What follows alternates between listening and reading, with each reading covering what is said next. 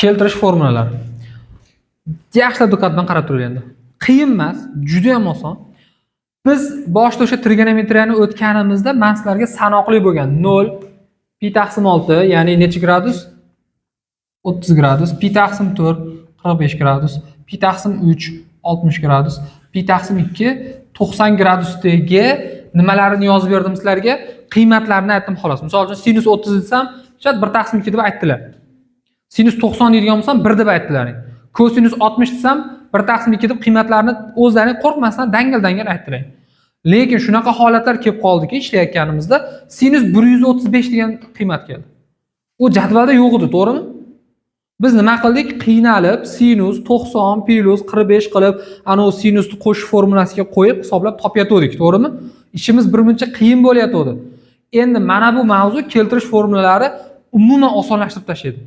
Любой gradus bersin, xohlagan gradusni bersin, topib tashlaysizlar bemalol. Ya'ni jadvalda bor bo'lgan mana shu oraliqqa keltira olsak bo'ldi. Hammasini topib tashlaysizlar. Keyin birinchi sinusdan boshlaymiz. Sinus misol uchun pi taqsim 2 plus alfa degan mana shu holatga keltira olsak bo'ldi. Tasavvur qiling, agar shu holatga kelsa, sinus pi taqsim 2 plus alfa holatiga keladigan bo'lsa, bu pi taqsim 2 ni endi mana bunaqa tushunsalar ham bo'ladi. Pi taqsim 2 bu yarim burchak deb tushunsalar ham bo'ladi, yarim burchak. Bu yog'iga endi mana pi taqsim 2 ni yarim burchak deb tushunasizlar, mana pi taqsim 2, 3 pi taqsim 2 ni yarim burchak deb tushuninglar. Mana bu 0 yoki bir aylanib kelsa 2 pi ga ham teng bo'ladi. 2 pi yoki pi ni butun pi deb tushuninglar.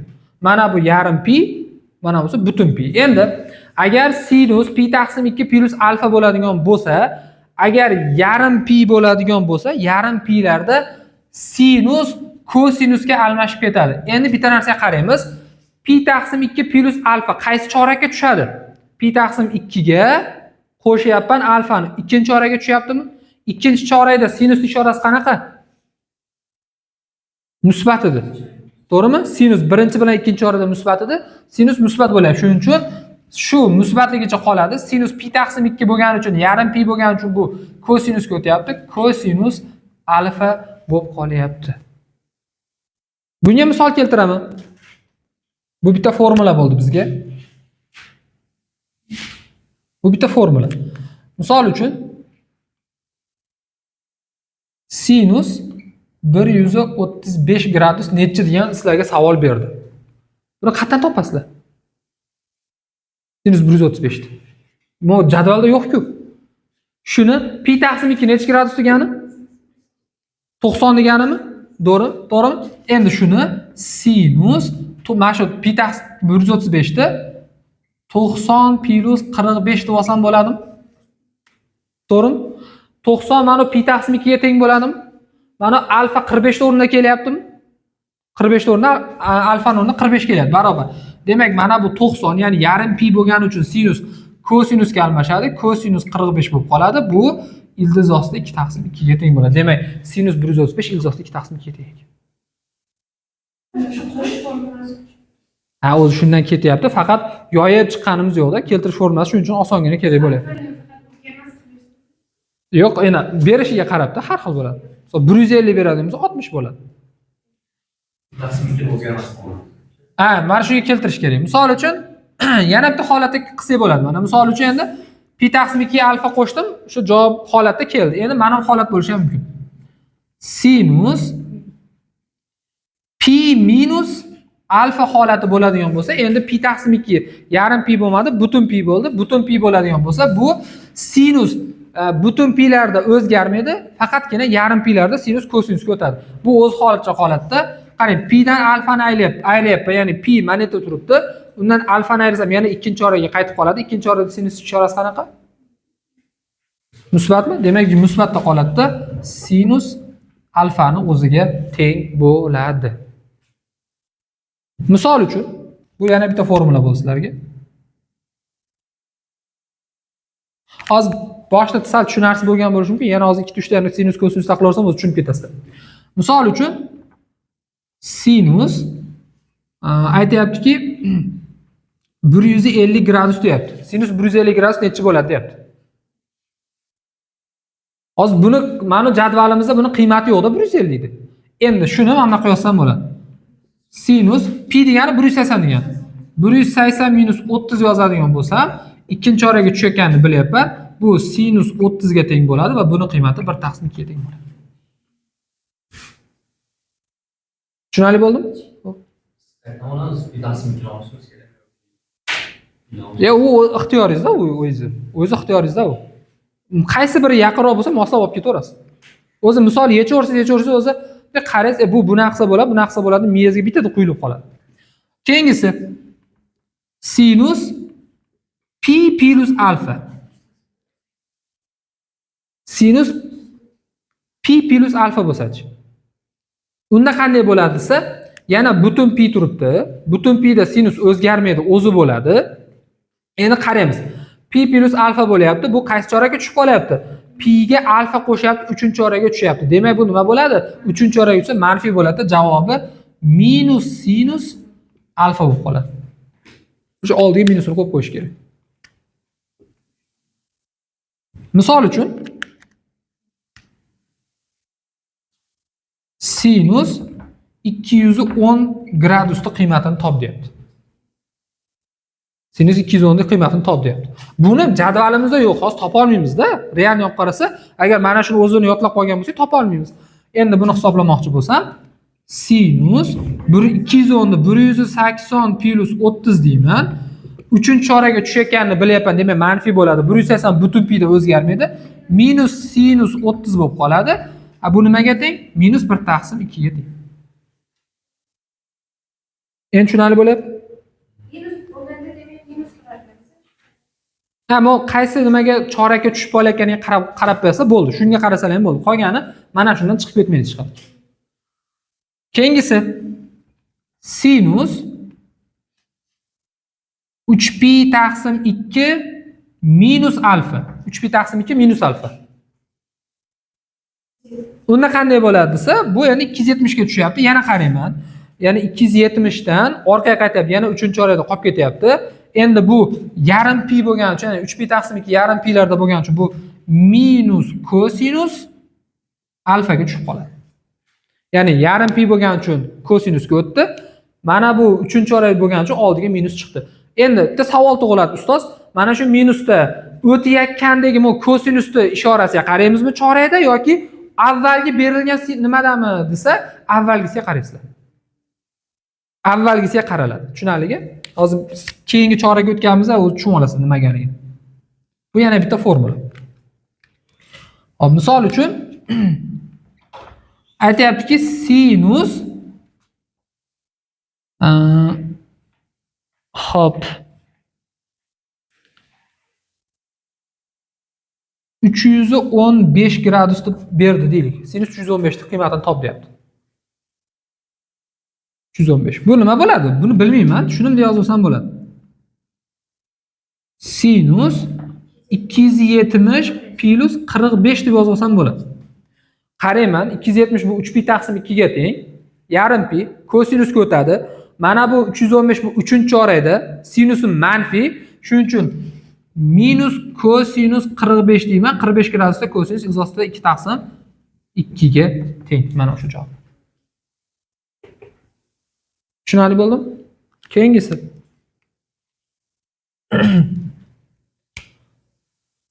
Sinus 3pi taqsim 2 plus alfa. Bunda qanday bo'ladi? Yana 3pi taqsim 2 bu yarim pi. Yarim pi bo'lgani uchun sinusim kosinusga o'tadi. Mana 4-chorakka o'tib ketib qolyapti. Bu manfiy bo'ladi. Sinusi minus kosinus alfa bo'lib qoladi. Yana endi tushundilarmi? 4-chorakka o'tyapti. O'zi kosinus musbat bo'lish kerak 4-chorakda.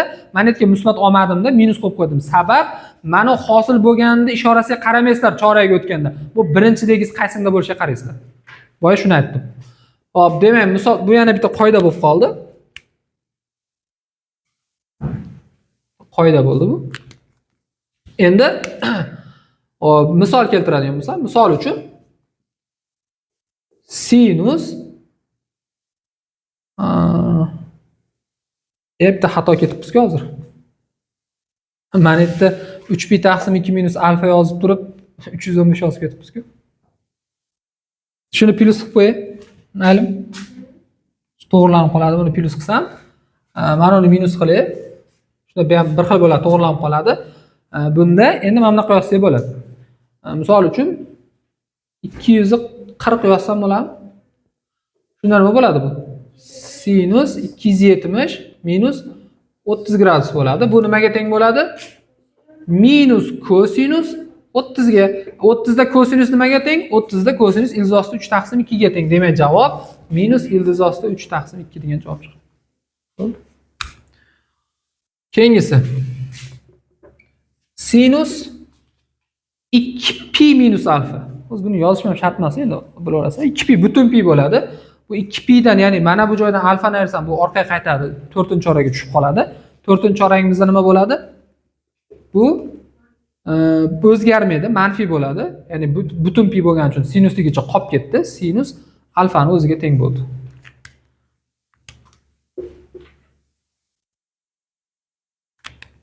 Demak, bu misol uchun sinus 330 turadigan bo'lsa, sinus 360 minus 30 barobar minus sinus 30 barobar minus 1 taqsim 2.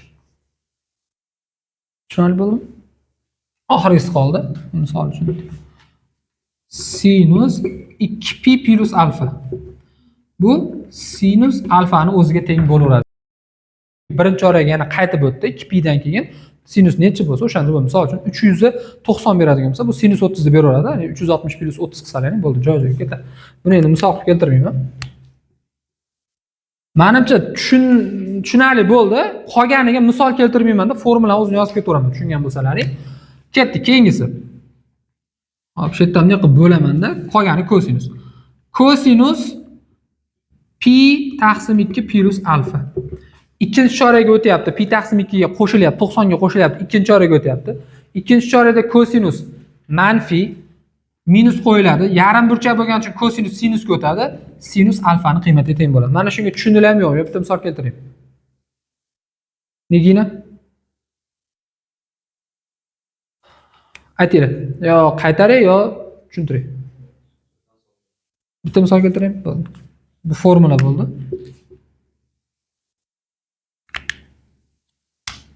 Misol uchun kosinus 150 degan qiymat turibdi. Kosinus 150 ning qiymatini top deyapti. Birinchi qiladigan ishim, buni bilmayman, misol uchun tasavvur qilinglar, mana kosinus deymanda 150 da 90 plus 60 deb yozib olaman. 90 plus 60 deb yozdim. Demak, 90 plus 60 bo'ladigan bo'lsa, 90 bu pi taqsim 2 yarim pi. Yarim pi da kosinus sinusga o'tadi. 90 ga 160 ni qo'shadigan bo'lsam, bu ikkinchi chorakka o'tyapti. To'g'rimi? Ikkinchi chorakda kosinus o'zi manfiy. Shuning uchun minus kosinus sinusga o'tadi. Sinus 60 ni qiymati teng bo'ladi. Bu minusdan ildiz ostida 3 taqsim 2 ga teng bo'ladi. Ya mana 90 bo'lganda, 90 270 bo'lganda yoki pi taqsim 2 3 pi taqsim 2 bo'lganda sinusdan kosinusga almashtirib tashlaydi yoki kosinusdan sinusga, ya'ni sinus kosinusga almashadi, kosinus sinusga. Shuni eslab qolsangiz bo'ldi. Mana qarangda. Pi taqsim 2 bo'lganda kosinusga o'tdi. Pi bo'lganda sinus o'zi qoldi. Pi bo'lganda sinus qoldi. 3 pi taqsim 2 bo'lsa kosinusga o'tdi. 3 pi taqsim 2 da yana kosinusga o'tdi. 2 pi da yana sinus bo'lib qoldi. 2 pi da yana sinus bo'lib qoldi. Faqat shuni xolos.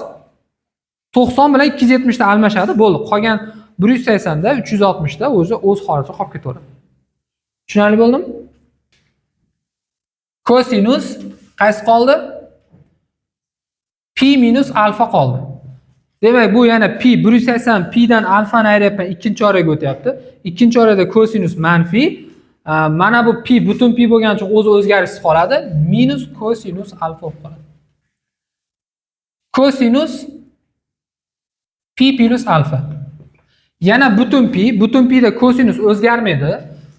Kosinus alfa bo'lib qolaveradi. Endi pi plus alfa degani pi ga alfani qo'shsam 3-choraga o'tadi. 3-chorada kosinus manfiy, shuncha oldin minusini qo'yib qo'yaman. Kosinus 3pi taqsim 2 minus alfa. Endi 270 dan bu yoqqa qarab orqaga ayryapman, yana 3-choraga tushyapti. Yarim pi bo'lgani uchun bu sinusga o'tadi. Sinus alfa bo'ladi. 3-choraga o'tib qolgani uchun yana minusdan bo'ladi. Kosinus 3 pi taqsim 2 plus alfa.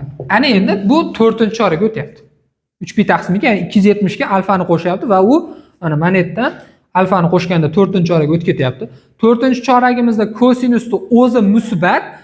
Mana bu kosinus nimaga o'tadi? Sinusga o'tadi. Sinusga o'tib qoladi. Sinus alfa bo'ladi. Yana o'sha chalg'imanglar, mana buni qiymatiga qarab olinadi, ishorasiga qarab. 4-chora musbat bo'lgani uchun musbatligicha qolib ketadi. Bu sinusga qarab qo'ymanglar. Chiqadigan javobga qaramanglar.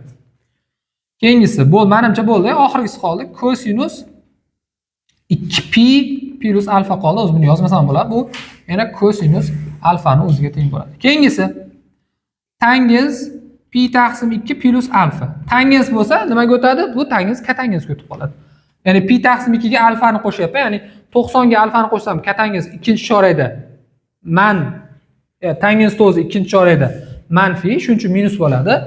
Minus katangens alfa. Ha. Keyingisi tangens pi minus alfa. Ya'ni ikkinchi chorak minus tangens alfani o'zi qoladi. Nimaga o'zgarmadi? Chunki butun pi bo'lgani uchun. Tangens pi plus alfa. Bu 3-chorakga o'tyapti. Endi hushyor bo'lashyapti. 3-chorakda tangens nima? Mana bu yerda musbat. Musbat bo'lsa o'zi qoladi. Tangens alfa. Tangens qaysi qoldi endi? 3pi taqsim 2 minus alfa. Yana 3-chorakga qaytyapti. Bu 270 ayirgan uchun shuning uchun katangens alfani o'zi bo'lib qolaveradi. Tangens 3pi taqsim 2 plus alfa barobar bu katangens alfa bo'ladi va oldida minusi bo'ladi. Tangens 2pi minus alfa. Bu minusdan tangens alfa bu hech narsa o'zgarishsiz qoladi. Chunki yana 4-chorakga qaytib kelyapti. Oxirgisi endi 2pi plus alfa qoldi. Endi uni 1-chorakga yana qaytib qoladi. Uni yozim shart emas endi. Keyingisi katangens qoldi. Katangens pi taqsim 2 plus alfa bu minusdan tangens alfaga o'tadi. Nimaga minus bo'ldi? Chunki ikkinchi chorakga o'tyapti. Nimaga tangens bo'ldi? Chunki pi taqsim 2 bo'lgani uchun katangens tangensga almashdi. Katangens pi minus alfa minus katangens alfani o'zi bo'ladi. Katangens pi plus alfa bu yana katangens alfani o'zi bo'ladi. Ishorasi plusligicha qoladi. Sabab 3-chorakga o'tayotgani uchun. Katangens pi taqsim 3pi taqsim 2 minus alfa bu tangens alfa bo'ladi. Ishorasi musbat bo'ladi. Sabab katangens o'zi 3-chorakda, ya'ni 4 ni orqaga qaytayotgan, 3 ga qaytib qolayotgani uchun. Katangens 3pi taqsim 2 plus alfa bu minusdan tangens alfa bo'ladi. Katangens 2pi minus alfa bu yana minusdan katangens alfani o'zi bo'ladi. Bu shu bilan misol tugadi.